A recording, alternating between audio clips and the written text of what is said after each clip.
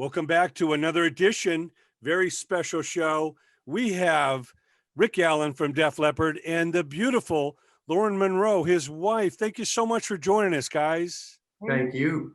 What a beautiful setting. I know, again, that as we said, combining music and nature, you know, the acoustic drums and so many traditions is fantastic. But then when you can combine that for giving back and helping people, we're going to talk about the sweet relief, the big love benefit, and all of that. But for a boy from Derbyshire and a girl from Queens, how did you guys come together? We got to know. It was actually through a mutual friend, and Lauren was she was working at the Boulder College of Massage at the time, and I was having issues, just painful issues. And my friend said, "Oh, you've got to meet this girl, Lauren." And we met we met at a concert, and then the day after, she worked on me, and yeah, we became friends, and here we are.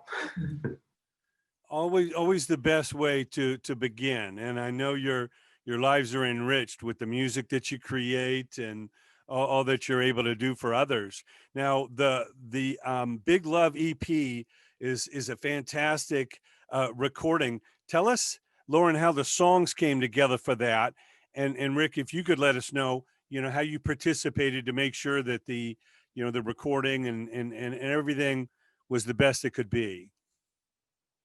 Well, we started recording in January 2000. I don't even remember. 19. Yeah, and I worked with a great producer, Jim Scott, and we created a whole album, which will be coming out later in next year, February. But the songs on the record and on the EP all have a message of healing and growth, and especially Big Love is a song, I think, of our time, because it really talks about what we need right now, and that's tolerance and acceptance and love for one another and compassion. And the song was really it brought about by looking at the world and the situations that we're in, and a lot of the diversity that we need to look at and appreciate. And how about you, Rick? What's your participation, and how did you help this to fruition? Well, myself and Lauren, we worked a lot together, and this was actually a great opportunity for Lauren to work with Jim Scott. And it was actually Jim Scott that was at the helm, and he really just picked, all the musicians, from his experience and people that he knew in the business, people he'd worked with before. And I was just there for the ride. I really just enjoyed seeing the process and seeing the whole project come together, and how Jim and Lauren worked together. So it was less, less about production and my input. It was more about me just being there and enjoying the process. And he played on a few songs. Yeah. Well, it's got such a, fantastic sound, and I see that Steve Ferroni, of course, the drummer from Tom Petty and the Heartbreakers, played on it. Was that a suggestion of Jim's? Yeah, Jim really rallied and asked musicians to come in, and everyone did, and some of them knew Rick, some of them didn't. Kenny Aronoff, also played on the record, and Ben Montench played on a couple of songs, and Waddy Wachtel. It just kind of was a very organic a way that was put together, and when the stars align, I think it's pretty magical, and it was great. And I think you had reunions with a few people you haven't seen in a lot of years. Yeah, so it was really fun. Yeah, it was really good. I was actually quite starstruck, because all of these musicians that ended up being part of this project, I'd looked up to for years. So it was a real treat for me to be in the same room and and actually record with these guys. So it was a great experience for myself, and I'm sure it was for Lauren. Yeah, it's always great to have that collaboration, you know, between the two of you, and then of course bringing in these musicians that all have different, you know, areas of expertise or styles that they contribute. So the sum of the parts are absolutely incredible. Now, Lauren, I know you also write books, you know, and it seems like initially in your career you wrote a lot of poetry. How does it all come together as far as your inspirations? You know, as far as what's going to be a song, what's a poem, what's a book? You know, where do you kind of, is it all merged together and you just kind of follow the path of the idea, or how does it all flow? Well, I think, you know, in writing a book had a specific intention. The book I wrote, 21 Ways to Resiliency, was primarily inspired with working with veterans with PTSD and having these workshops through our foundation, Project Resiliency and Raven Drum Foundation. And that was born out of actually teaching and working with people in my healing profession. A lot of my writing for books and more education and so to teach people how to help heal themselves. But poetry and songwriting really, you know, with a song especially, it happens when I have an instrument in my hand or I hear a rhythm. Sometimes I get inspired just by an a cappella, a melody. And so I'll write a song completely a cappella, like the song Get Happy. Was written by a drum with a drum rhythm and a vocal, and then we filled in the rest as we went along. So, you know, I think each avenue has its own place for me. My heart especially is connected to writing songs because it's such a wonderful place to be in as a musician. I can go away for hours and be in that place. So it's healing for me to do that. Yeah, well, I know music has such a healing quality. And, you know, Rick, I know you contributed photographs to the book, 21 Ways. Talk about expressing yourself through photography and what you enjoy the most in that. I got into photography long time ago. My grandfather, he gave me my first camera, and then it's always been there for me throughout my life. And I love the whole idea of being able to manipulate light and create a mood or create emotional responses in people when they see photographs. So, you know, I always have a camera with me, and it's just been one of those things that's really been a friend to me for many years. Yeah, it's great to see the evolution of the photography world. You know, now with digital, there's so many easier ways to capture or manipulate the piece. It's great to see. Now I know both of you being humanitarians and activists, the Raven Drum Foundation is important to you. Explain how that came together and what is your main functions with that. Well, Raven Drum Foundation came together after Rick and I met, and we saw that our gifts together were really powerful in helping people. You know, his background of his own trauma and recovering through music was one of the pieces that were really important to share with other people. And my background in healing arts and teaching people how to do that, and my background in drumming and music, we started just offering experiences for people. And we saw how powerful it was that you don't really need a lot of similarities with a group to be able to connect with people and help them heal, because the music did that.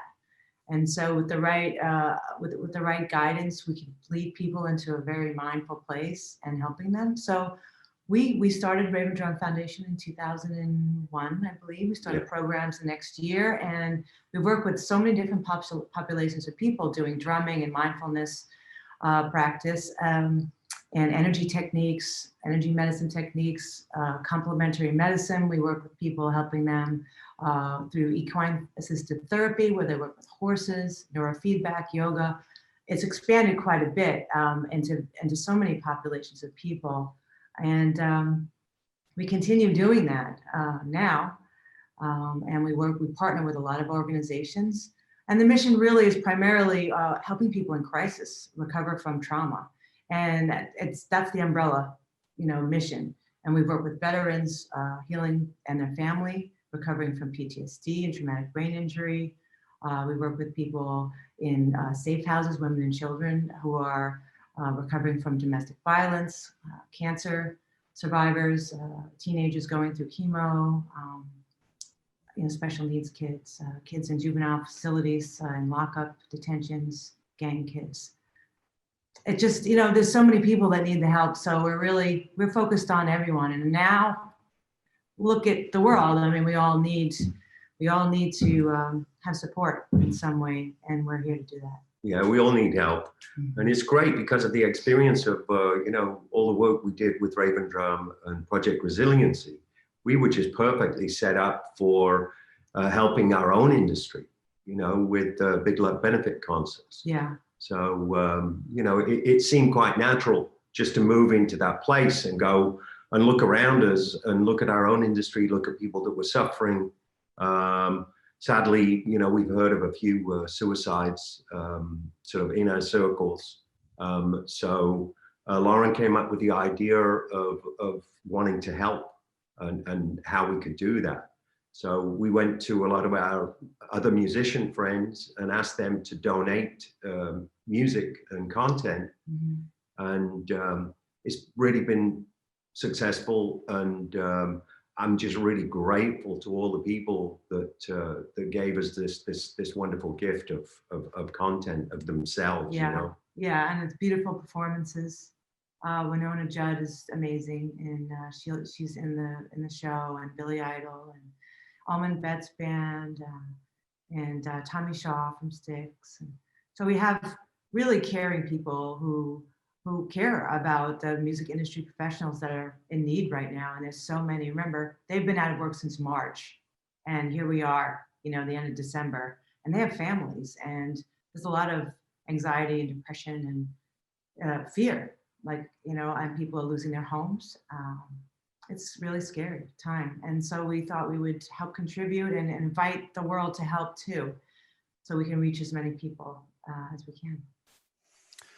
Well, yes, we always know that at the top, the artists themselves, miss performing. But when you think about the whole infrastructure that makes those shows work, like you say, from the crews and the lighting and the techs and the truck drivers and, all the laborers that really go tour to tour, their existence is all about, live performances. And to take that away is devastating. I mean, as music lovers, we miss going to the shows, but so many of these great, online events at least let us know that there's ways that we can contribute to the workers, that are a part of this. And I know the event is coming up January 23rd, and Nugs is the platform where you're broadcasting on, nugsnet.net.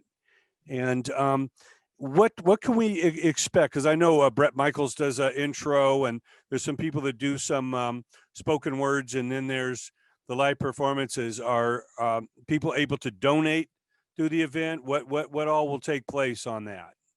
Well, right now tickets are on sale, and every ticket goes as a donation. There's also VIP tickets on sale too, where you can buy a ticket and do a meet and greet after party Zoom with Rick and I.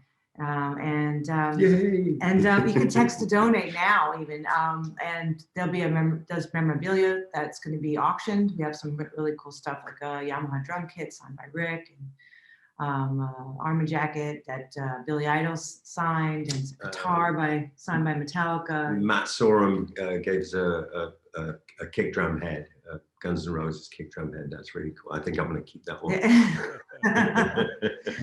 Yeah. So yeah, Matt's in it. Matt Sorum is in the show too, and he has a wonderful won't spoil it, but it's a great clip event. Plus, he specializes in wrangling musicians, which isn't easy sometimes. Yeah. But you know, he's been involved with Kings of Chaos. He's done a bunch of different things. So he was very supportive of myself and Lauren, and introduced us to Miles Kennedy. And Miles was very generous. He gave some beautiful content also. So Yeah. we're very grateful. Yeah, I know, you know, the musical community is a very tight-knit group, and we all love to support one another. But like we say, the unsung heroes are the support systems. You know, for every act on stage, there's dozens, if not hundreds of people that depend on, you know, those shows and the ecosystem to continue.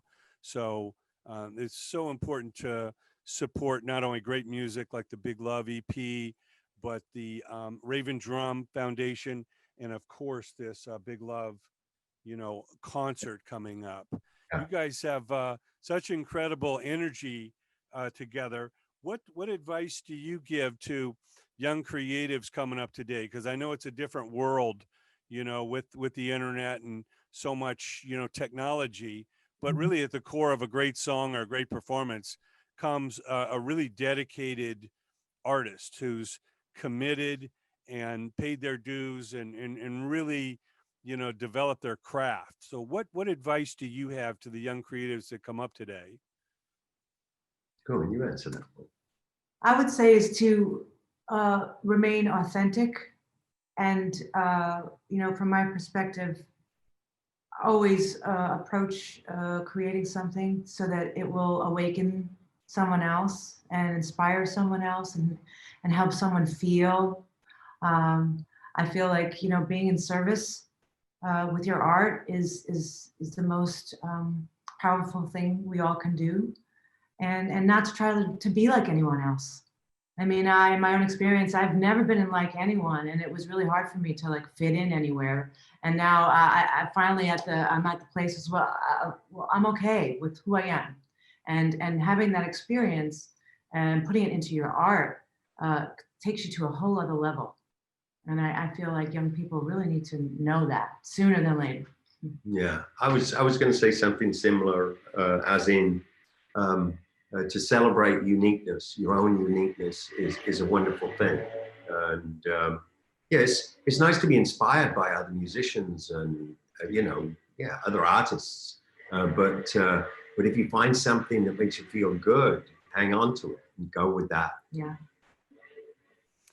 Well, LaurenMonroe.com is the place to go for all the information on the music, the concerts, everything coming up. What incredible music. Thank you so much. Well, Thank you, Jay.